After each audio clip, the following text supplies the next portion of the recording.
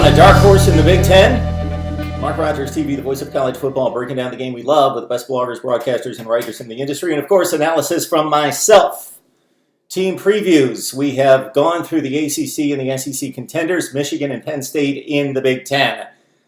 We've now arrived with East Lansing's Spartans of Michigan State. But before we get to Sparty, I remind you that you can help us build the channel by grabbing the Amazon link in the description section below. Do your regular shopping there at Amazon. So if you shop at Amazon, I understand this is a pretty big deal, pretty big outfit they have at Amazon, and they get quite a bit of traffic. So there's a snowball's chance that you possibly shop at Amazon. If you do, grab the link below if you enjoy what we do and you want to keep it going.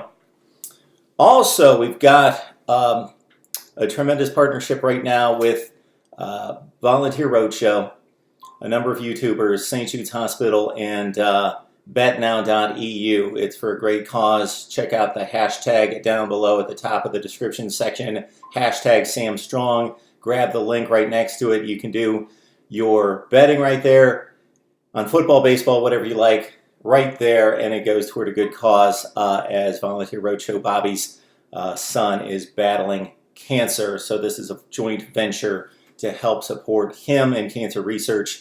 So please, if you like to throw a few bucks on the games, you get an additional 50% added to your account if you use the promo code MRTVCFB. MRTVCFB.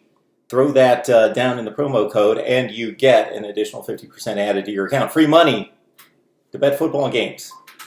All right, Michigan State, 7-6 last year, 5-4 in the Big Ten. I've made this comment about Miami, and it may have been slightly off. I talk about Miami having the greatest discrepancy between offensive production and defensive production in college football last year. Maybe it was Michigan State. Not because the offense was inept, but it became inept based on the injuries. The defense might have been the best in college football. Not the most talented, but the most efficient in stopping people, just making plays, stopping people over and over and over. NFL future quarterback Justin Herbert, 1 touchdown against this defense, 7-6 game. All right, so Michigan State, though, comes off a bad season at 7-6, 5-4. We became used to Mark D'Antonio churning out teams that contended for Big Ten championships, won 3 of them, finished in the top 10 in the nation 5 times, had a run of 65-16, not quite Alabama, Ohio State level, but right there on the next level after that between 2010 and 2015. For those 6 seasons, they're going to Rose Bowls, Cotton Bowls. They're beating really good teams like Georgia and Baylor and Stanford in bowl games. They're finishing in the top 5 to 10 in the nation. The last 3 years, down and up and down. 3-9, 10-3, back down to 7-6 last year. 5-4 in the Big Ten, basically not a factor. They played everybody pretty tough, but lost to Michigan by 21, Ohio State by 20. Actually, the Michigan game was 21-7, but they were never in it. Dominated through and through. Couldn't basically gain a yard in that game. So Michigan State 10-3, 7-2 the season before in 2017 had a bit of a comeback. 3-9, 1-8 downer. They were nowhere close to being that bad, but couldn't win the close games. 3-9 in 2016, coming off a college football playoff appearance. At 12-2, even though they weren't the best team in the Big Ten, they earned the championship. And so what you have all that, 12-2, 3-9, 10-3, 7-6, is 32-20, 20-15 in the Big Ten. The recruiting is never going to be great at Michigan State.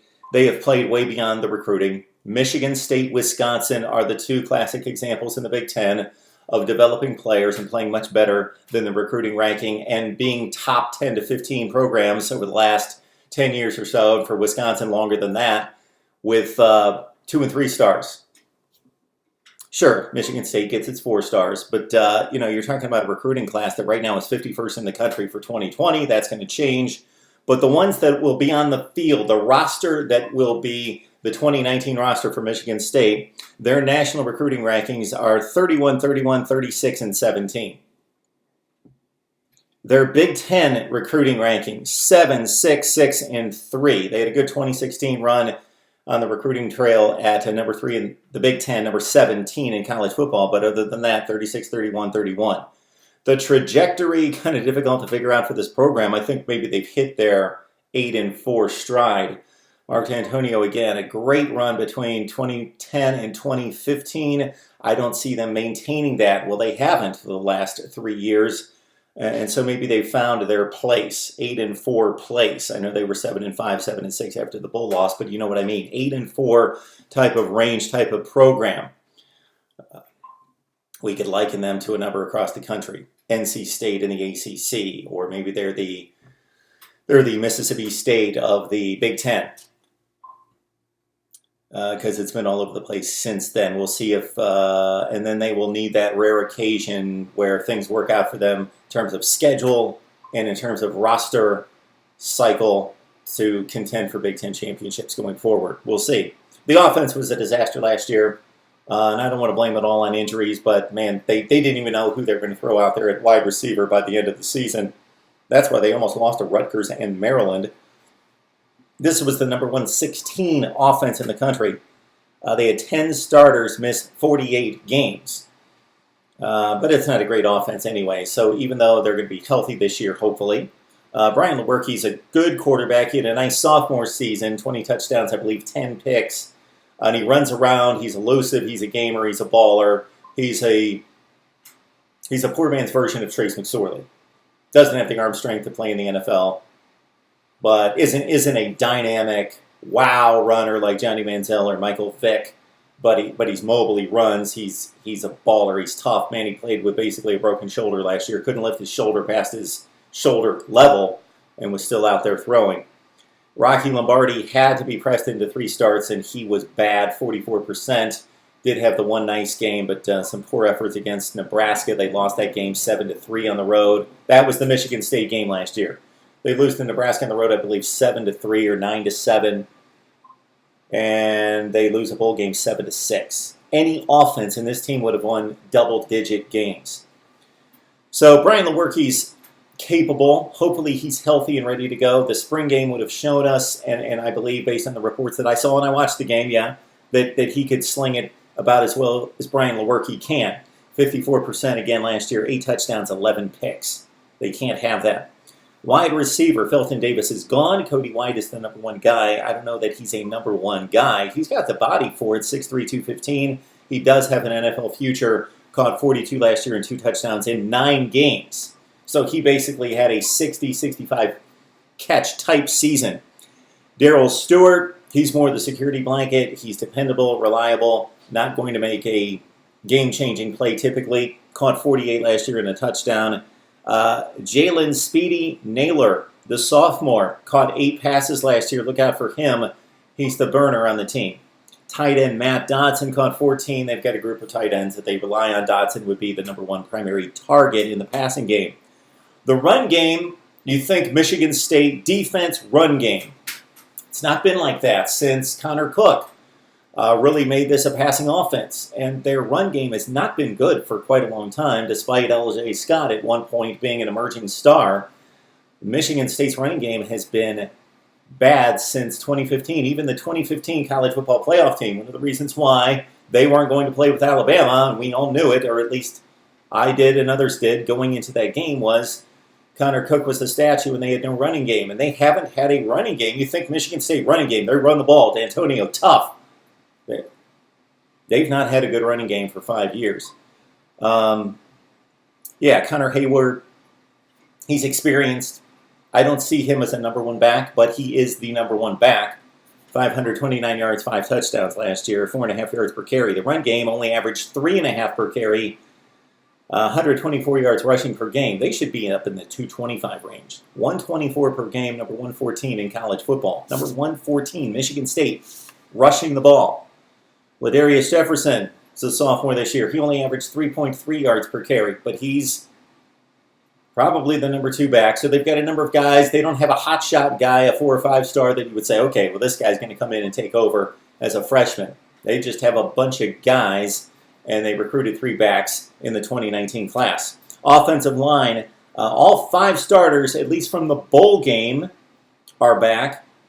2019's Spencer Brown and Devontae Dobbs, a high 4 or 5 star, depending on your service, those guys could be pressed into duty, and that wouldn't necessarily be a bad thing. They're probably the two most talented kids on campus, but again, freshmen in Dobbs and Brown along the offensive front. All right, Sparty, we get to talk defense. Michigan State fans, bask in this. As bad as the offense was, the defense was that good. Who really scored? Who really made this Michigan State defense look bad? They went out to Arizona State. They surprisingly lost. At that point in the season, we thought Arizona State wasn't going to be much good, and Michigan State was going to be a top 10 team, roughly. With all those starters back, they lose that game. But the defense was great. They lost like 16-13. The Ohio State 26 points was living in Michigan State territory. If you go through the schedule, even when they gave up some points, they really didn't give up points. Nobody scored on them. 8 of 11 of the top tacklers are back from the number one rushing defense in America. Only gave up 77 yards per game on the ground, 303 total. That's teams in many games losing and being forced to pass. 17 points per game, number 7 in the nation, and again, no help from the offense. So the field position was not good for the defense. Check out the Ohio State game. It's classic in regards to field position, Michigan State being in a hole the entire game, and the defense continued to deny the offense. Kenny Willekes is one of the best in the business, first team All Big Ten, 20 and a half tackles for loss, people, 8 sacks. Joe Bachie, we know about him. He's a stud, 102 tackles, 9 for loss. Tyreek Thompson and Antoine Simmons are really good, dependable players that will have a greater role. Expect them to jump into that 60 tackle range. They had 32 and 31 last year. So the linebackers outside of Bachie are good. They're solid, dependable. They have experience. Not great. The defensive line, they have the type of waves of defensive linemen that you would see from your elite programs. And, of course, Willekes is a really good one. And let's see, Raekwon Williams. I didn't mark him down, but he's a really good one as well inside. The corners, even though they lost one early entry into the NFL from the secondary, and they lost somebody else to the NFL, Josiah Scott and Josh Butler are really good corners, especially Scott. He's been around Big Ten play for a few years now. David Dowdle had 59 tackles at safety last year. Xavier Henderson will be the other starting safety. Not going to run through all the personnel. That's not why we do this with the team previews, but just hit the highlights in the positional units and, of course, give you that trajectory. And for Michigan State, I think it's flatlined. I think this is an 8-4 program that could jump every so often when things work their way into a situation to vie for a Big Ten championship. I don't know if that's going to be this year. If they had an easier, lighter Big Ten Western Division schedule, I'm not talking about being in the Big Ten West. I'm talking about having those 3 teams that they play out of the Big Ten West be a bit of an easier bag, then I could see them possibly just being good enough on offense. If they go from whatever they were, around 100 in the nation in offense, total offense, to 60, to being more productive. Lewerke going back to throwing 20 touchdowns and not 8, that they could pull off an upset or two, and they are the dark horse. I don't know how you define dark horse. I don't consider them to be a serious contender for a Big Ten championship based on roster and based on logic. It's Michigan, Ohio State, Penn State, then Michigan State. But this is the dark horse right here. This is the team that's got the defense and a veteran quarterback now, that if they get some kind of running game, and I don't know where it's coming from, and Lewerke goes back to his sophomore form, they've got road trips to Ohio State and Michigan, though.